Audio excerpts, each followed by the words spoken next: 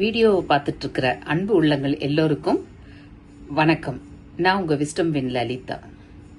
நம்ம கோயிலுங்களுக்கு போறோம் இல்லைங்களா? ஒவ்வொரு மதத்துக்கு ஒவ்வொரு கோயில் இருக்கலாம், எதுவா இருக்கலாம். ஆனா பிரபஞ்ச சக்தி ஒண்ணுதான். அந்த சக்தியை தான் தெய்வங்கள்ன்ற பேர்ல நம்ம வணங்குறோம்.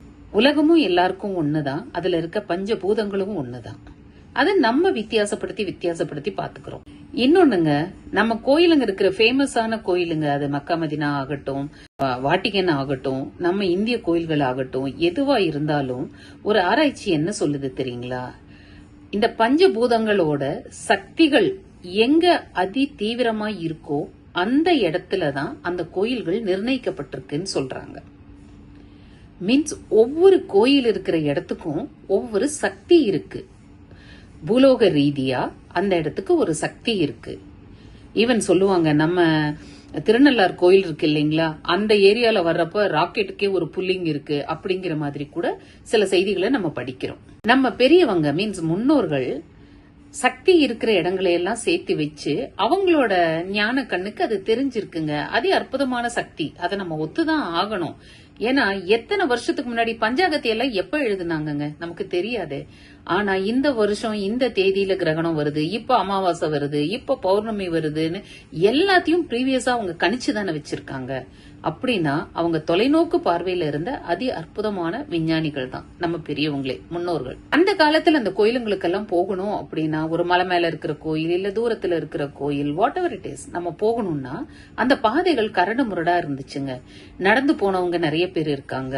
கொஞ்ச நாள்ல மாட்டு வண்டி கட்டிட்டு போனாங்க. அப்புறம் கொஞ்சம் கொஞ்சமா மாடர்ன் ஆகி படிக்கட்டுகள் கட்டுனாங்க, வண்டிங்கள்ல போனாங்க. அப்படி எப்படி போய் இன்னைக்கு பிளைட்ல போய் ஏர்பேஸ் வச்சு இறங்குற அளவுக்கு, நியர்பைல ஏர்பேஸ் வச்சு இறங்கி கார்ல நல்ல ரோடு போட்டு போறோம், விஞ்சு போட்டுட்டோம், நம்ம ரோப் கார் போட்டுட்டோம். அந்த மாதிரி எல்லா வசதிகளையும் கொண்டு வந்துட்டோம். இந்த வசதிகள் எல்லாமே வருது அப்படிங்கிறது தான் நம்மளோட நாகரிக முன்னேற்றம். ஆனா அந்த கோயில்ல இருக்கிற சக்தி ஆகட்டும், அத போகணும்னு நினைக்கிற நம்ம தனிப்பட்ட உங்களோட மனசாகட்டும், இந்த ரெண்டுமே மாறலிங்க.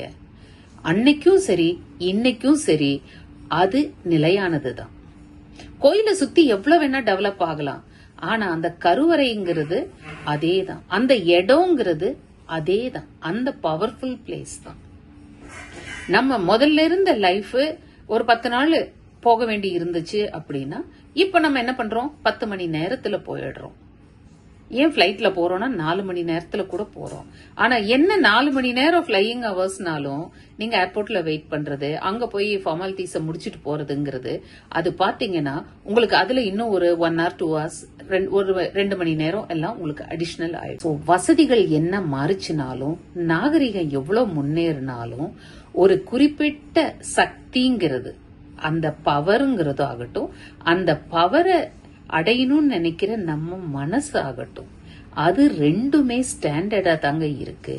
வழிமுறைகள் மாறி இருக்கு, ஆனா நிர்ணயிக்கப்பட்ட இலக்குங்கிறதும் அந்த சக்திங்கிறதும் ரெண்டுமே மாறாம தாங்க இருக்கு.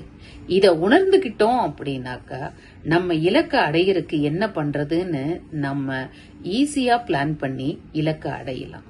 நான் கோயிலுங்கிறது ஒரு உதாரணமா சொல்லி இருக்கேன். எல்லா விஷயங்களுமே இப்படிதாங்க. அடுத்தடுத்து பேசலாங்க. வாழ்க வளமுடன்.